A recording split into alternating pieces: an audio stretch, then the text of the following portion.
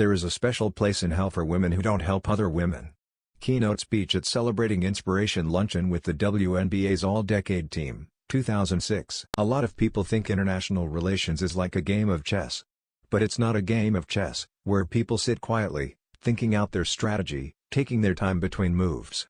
It's more like a game of billiards, with a bunch of balls clustered together. No matter what message you are about to deliver somewhere, whether it is holding out a hand of friendship, or making clear that you disapprove of something, is the fact that the person sitting across the table is a human being, so the goal is to always establish common ground. I've never been to New Zealand before. But one of my role models, Xena, the warrior princess, comes from there.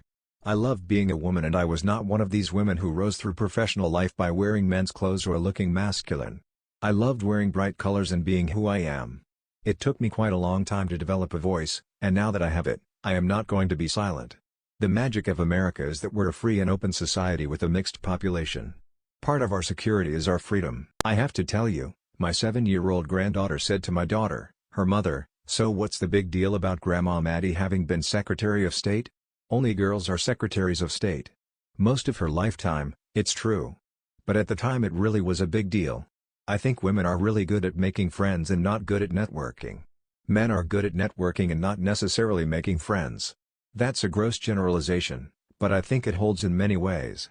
Well, the thing that I learned as a diplomat is that human relations ultimately make a huge difference. If you look at my life, generally, I've been put in situations which were difficult and which I conquered. People are finding it harder and harder to relate to foreign policy. Nobody's ever said that pins are a tool of diplomacy. There's Madeleine, and then there's Madeleine Albright. And I sometimes kind of think, who is this person? Once you become Madeleine Albright, it doesn't go away. I am a beneficiary of the American people's generosity, and I hope we can have comprehensive immigration legislation that allows this country to continue to be enriched by those who were not born here. Jewelry and pins have been worn throughout history as symbols of power, sending messages. Interestingly enough, it was mostly men who wore the jewelry in various times, and obviously crowns were part of signals that were being sent throughout history by people of rank. But I do not believe that the world would be entirely different if there were more women leaders. Maybe if everybody in leadership was a woman, you might not get into the conflicts in the first place. But if you watch the women who have made it to the top, they haven't exactly been non-aggressive, including me. I have said this many times, that there seems to be enough room in the world for mediocre men, but not for mediocre women, and we really have to work very, very hard. Hillary Clinton will always be there for you. And just remember, there's a special place in hell for women who don't help each other. We will not be intimidated or pushed off the world stage by people who do not like what we stand for, and that is, freedom, democracy and the fight against disease, poverty and terrorism. To understand Europe, you have to be a genius, or French. I have been in meetings where a head of state will say, "I like your tie," to a man. Or, "I like your country because the weather's good," or whatever. So for me, the pins in some ways were openers. As a leader, you have to have the ability to assimilate new information and understand that there might be a different view. Women can't do everything at the same time. We need to understand milestones in our lives comes in segments. One of the issues I kept saying to my students is you have to learn to interrupt.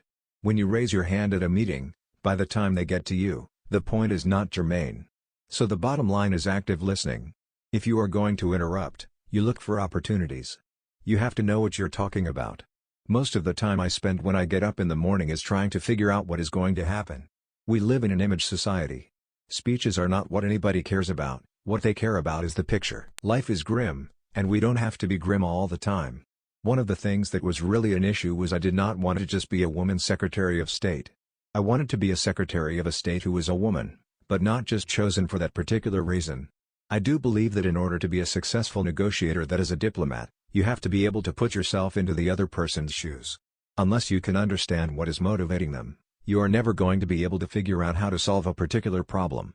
I spent my life studying communism and Soviet systems. While democracy in the long run is the most stable form of government, in the short run, it is among the most fragile. Our strategic dialogue with China can both protect American interests and uphold our principles, provided we are honest about our differences on human rights and other issues, and provided we use a mix of targeted incentives and sanctions to narrow these differences. Iraq is a long way from the US, but what happens there matters a great deal here. For the risks that the leaders of a rogue state will use nuclear, chemical or biological weapons against us or our allies is the greatest security threat we face. Hussein has chosen to spend his money on building weapons of mass destruction and palaces for his cronies. I was in Europe and it was at this stage that I fell in love with Americans in uniform. And I continue to have that love affair.